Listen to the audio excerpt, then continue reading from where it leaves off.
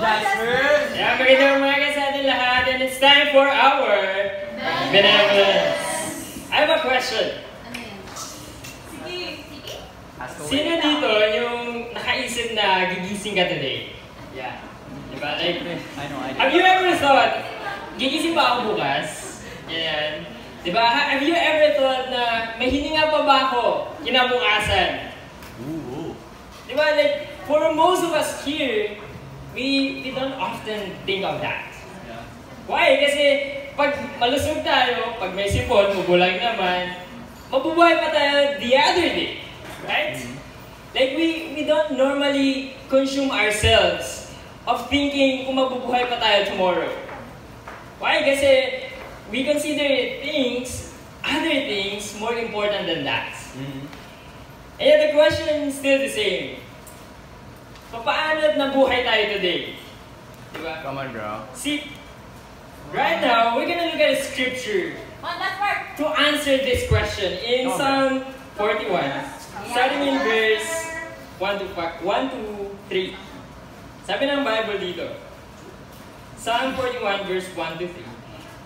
Blessed is he who has regard for the weak. The Lord delivers him in times of trouble. The Lord will protect him and preserve his life. He will bless him in the land and not surrender him to the desire of his foes.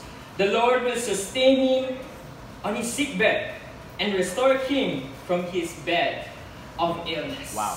You know, I love this scripture because it talks about God blessing those who have regard for the poor. Yeah.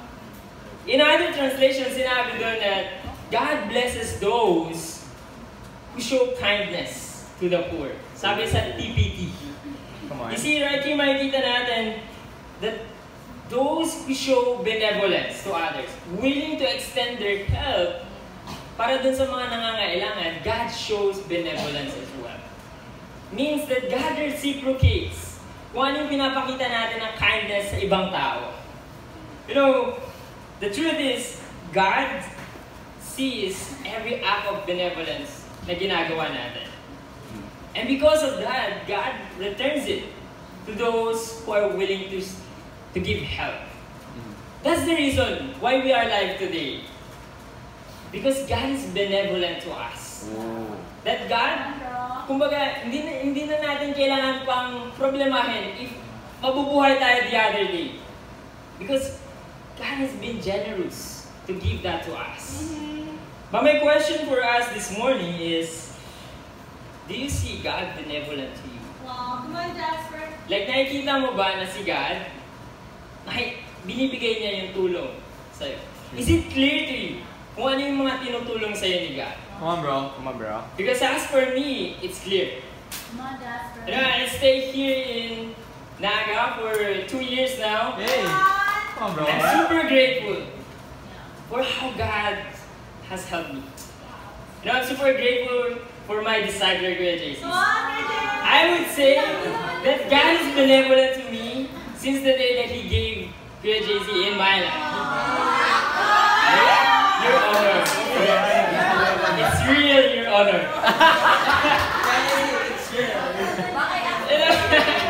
Kuya JC has been there since the beginning. Come on, bro. Since the beginning na nadapa ako, Kuya JC witnessed a lot of my stupidity, a lot of my mistakes. Love you, bro. He's been there. And yet, what I love is that Kuya JC has helped me to stay faithful, to remain in the battlefield. And true enough, God is benevolent sa buhay ko. You see, God will show benevolence sa buhay natin, not our way, but His ways. And so, this morning, I want to encourage all of us, as we give our benevolence, let's reciprocate kung ano yung ginagawa ni God sa buhay natin. Let's show it by means of giving our benevolence so that we can extend help for other people. Because your sincere benevolence is a reflection of God's kindness. That's all. Let's all go together in prayer.